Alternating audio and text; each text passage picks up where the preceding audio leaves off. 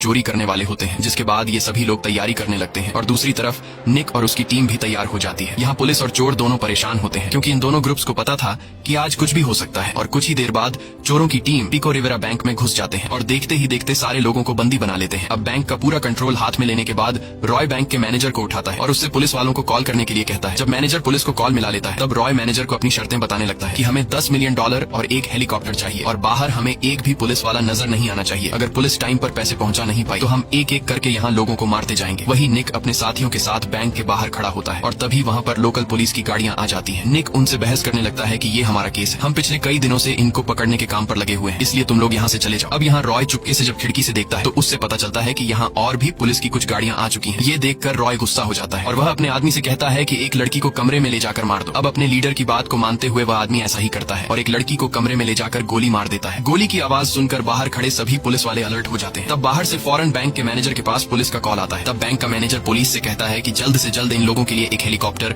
और $10 मिलियन का इंतजाम करो, क्योंकि पहले ही टाइम पर पैसा न पहुंचने की वजह से ये लोग एक लड़की को मार चुके हैं और अब अगर तुम लोगों ने और देर की तो ये लोग हमें भी मार डालेंगे। तब पुलिस मैनेजर से कहती है कि तुम परेशान मत हो, हम जल्द ही एक हेलीकॉप्टर और पैसों का इंतजाम करने वाले हैं। तभी यहाँ हम चोरों के एक साथी को देखते हैं जिसका नाम मैक है। मैक एक हैकर है और उसने लॉस एंजलिस के सबसे बड़े फेडरल बैंक के फोन लाइन को हैक कर लिया है और मैक पिको रिवेरा बैंक में मौजूद अपने साथियों को कॉल करके बताता है कि तुम लोग जल्दी से ट्रक में पैसा लोड करो, क्योंकि अब टाइम पूरा हो चुका है कि पिको रिवेरा बैंक से ट्रक में पैसा जाएगा लॉस एंजलिस के सबसे बड़े फेडरल बैंक में। जिसके बाद चोर मैनेजर को लेकर बैंक की तिजोरी के पास लेकर जाते हैं और उससे तिजोरी खुलवाते हैं। तिजोरी खुलने के बाद ये लोग तिजोरी से सारा पैसा निकालकर एक ट्रक में भर लेते हैं। अब सारा काम कंप्लीट होने के बाद ये लोग बैंक में एक बहुत ही बड़ा ब्लास्ट करते हैं। ब्लास्ट की आवाज सुनकर बाहर पुलिस को लगता है कि उन लोगों ने तिजोरी को तोड़ दिया है, लेकिन निक को कुछ गड़बड़ नजर आ रही थी और तभी निक की नजर वहाँ की सीवरेज लाइन पर पड़ती है, जिसे देखकर निक समझ जाता है कि ये तिजोरी नहीं बल्कि टनल के रास्ते को तोड़ने की आवाज थी। ये पता चलते ही निक बैंक के अंदर घुस जाता है। अंदर जाकर ये लोग देखते हैं कि उन चोरों ने जितने भी लोगों को बंदी बना रखा था वो सभी सही सलामत है। और जब निक उस कमरे में जाता है जिस कमरे में उन चोरों ने एक लड़की को मारा था,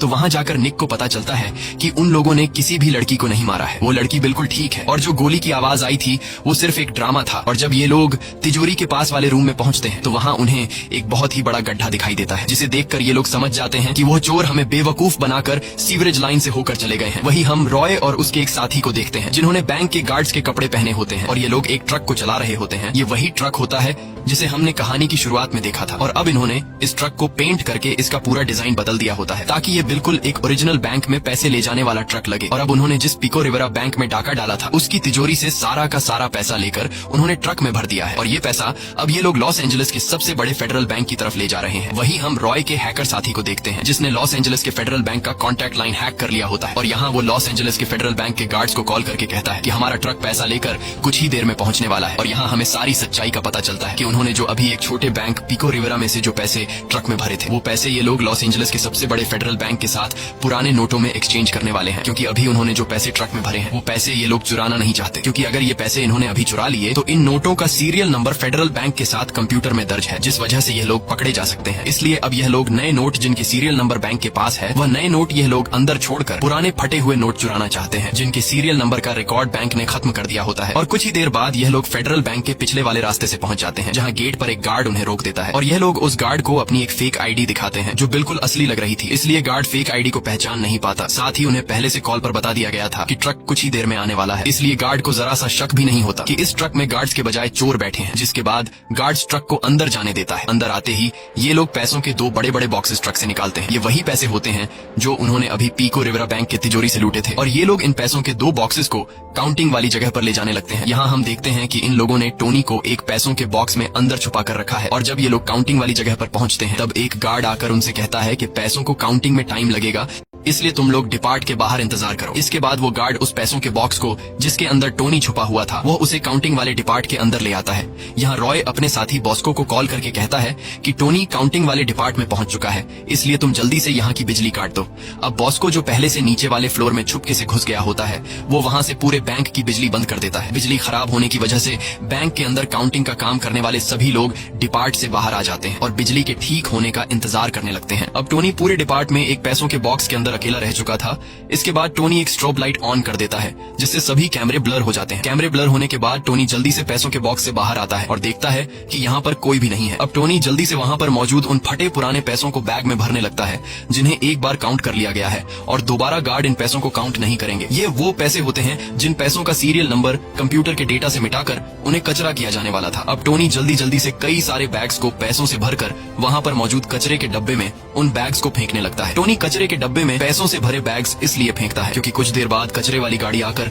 इन पैसों को कचरा समझकर बाहर फेंक देगी, तब जाकर यह लोग यही पैसों को उठा लेंगे। वहीं कंट्रोल रूम में गार्ड्स को शक होने लगता है कि अचानक सभी कैमरे खराब कैसे हो गए, इसलिए कुछ गार्ड्स काउंटिंग डिपार्ट की तरफ आने लगते हैं। यह देखकर रॉय टोनी को वायरलेस माइक के जरिए कहता है कि जल्दी से सभी पैसों को कचरे के बॉक्स में फेंक दो क्योंकि कुछ गार्ड्स तुम्हारी तरफ आ रहे हैं। यह सुनकर टोनी घबरा जाता है और वो और भी जल्दी से पैसों को बैग्स में भरकर कचरे के बॉक्स में फेंकने लगता है। अब ढेर सारा पैसा कचरे के बॉक्स में फेंकने के बाद टोनी समझ जाता है कि गार्ड्स यहाँ पहुंचने ही वाले होंगे, इसलिए टोनी जल्दी से वेंटिलेशन की जाली खोल देता है और जैसे ही गार्ड्स वहाँ पर पहुंचते हैं तब तक टोनी वेंटिलेशन के रास्ते में घुस गया होता है। अब यहाँ गार्ड्स डिपार्ट के अंदर पैसों को गिनने लगते हैं और पैसे बिल्कुल बराबर होते हैं। जितने पैसे पिको रिवेरा बैंक से आने थे वो पूरे के पूरे पैसे वहीं पर मौजूद होते हैं और गार्ड्स को बिल्कुल भी पता नहीं चलता कि यहाँ से पैसे चोरी हुए हैं क्योंकि टोनी ने उन पैसों को चुराया होता है जो पैसे उन्होंने पहले से गिन लिए होते हैं। अब पैसे पूरे होने के बाद वो गार्ड्स रॉय से कहते हैं कि पैसे पूरे हैं, तुम लोग यहाँ से जा सकते हो। ये सुनकर रॉय और उसका साथी जाने लगते हैं और जितने भी पैसों को टोनी ने कचरे में फेंका था अब वहाँ एक गार्ड आकर उस कचरे के बॉक्स को